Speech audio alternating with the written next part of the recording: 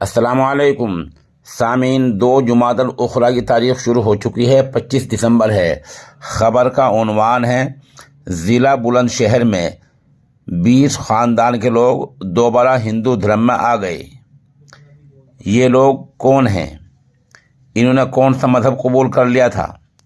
اس بارے میں پریس نے جان بوجھ کر نہیں بتایا ہے۔ ان کی حرکت سے معلوم ہوتا ہے کہ مسلمان نہیں، کسی اور دھرم میں، بودھ مذہب میں، کسی اور دھرم میں چلے گئے ہوں گے اور دوبارہ اب وہ ہندو ہو گئے۔ کوئی ہلکی سی تقریب ہو گئی ہوگی جس کو پریس نے بڑھا کر پیش کر دیا۔ خبر سننے کی ہے۔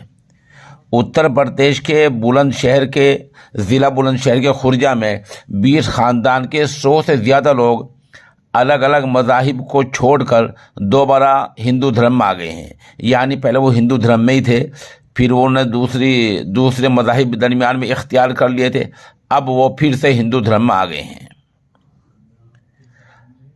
سماجک تنظیم راشٹریہ چیتنا منچ کے صدر ہیمت سنگھ نے صحافیوں کو بتایا، ضلع بلند شہر کے خرجے میں وشو ہندو پریشد کے دھرم پرسار وبھاگ کی رہنمائی میں سناتن دھرم میں گھر واپسی کا یہ پروگرام منعقد ہوا ہے، جس میں جن لوگوں نے مختلف حالات یا لالچ میں چند برس پہلے سناتن دھرم کو تیاگ دیا تھا، چھوڑ دیا تھا اور پوجا کے دوسرے مذاہب میں شامل ہو گئے تھے، دوسرے طریقے اختیار کر لیے تھے، آج وہ پھر سے اپنے گھر آ گئے ہیں اور انہوں نے سناتن ہندو دھرم میں واپسی کر لی ہے۔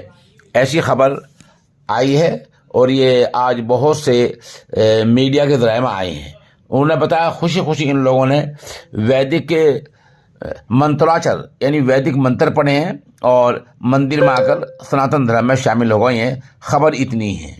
آپ کو پتا ہوگا کہ سال گزشتہ بھی ایسی خبر آئی تھی کہ کچھ لوگ بیچ مسلمان ہو گئے تھے اور ان لوگوں نے پھر اسلام مذہب چھوڑ کر ہندو دھرم اختیار کر لیا تھا۔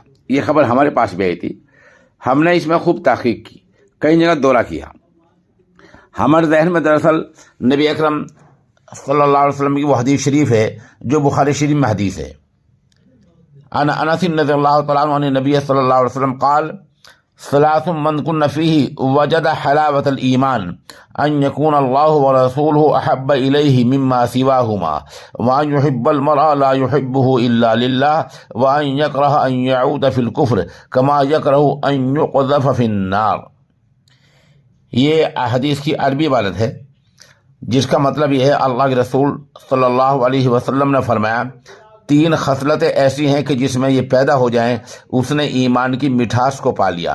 اول یہ کہ اللہ اور اس کا رسول اس کے نزدیک سب سے زیادہ محبوب بن جائیں، دوسرے یہ کہ وہ کسی انسان سے محض اللہ کی رضا کے لیے محبت رکھے، تیسرے کہ وہ کفر میں واپس لوٹنے کو ایسا برا جانے جیسا کہ آگ میں ڈالے جانے کو برا جانتا ہے۔